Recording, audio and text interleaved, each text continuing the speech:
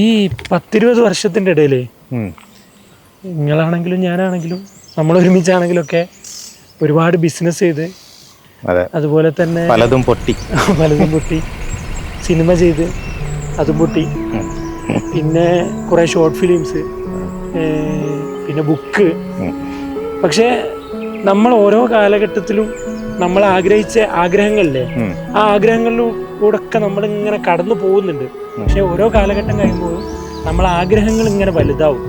അപ്പം നമുക്കിതൊന്നും അച്ചീവ് ചെയ്തതായിട്ട് നമുക്ക് ചിലപ്പോൾ തോന്നൂല. നിങ്ങൾ ശരിക്കും ചെറുപ്പത്തിലെ ഈ ക്രിയേറ്റീവ് ഫീൽഡ് ലക്ഷ്യം വെച്ചിട്ട് തന്നെ ഫസ്റ്റ് ഞാൻ ജനിച്ചപ്പം തന്നെ അച്ഛൻ എന്ത് ചെയ്ത് ഇവനെ ക്രിയേറ്റീവ് ഫീൽഡിൽ എത്തിക്കണം എന്നുള്ള ഒരേ ചിന്തയിലാണ് വളർത്തിയത്. ഒന്ന് പോടാ.